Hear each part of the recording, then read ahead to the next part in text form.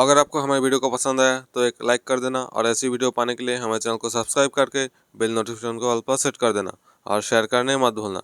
तो आज की वीडियो बस इतना ही, मिलते हैं अगली वीडियो में।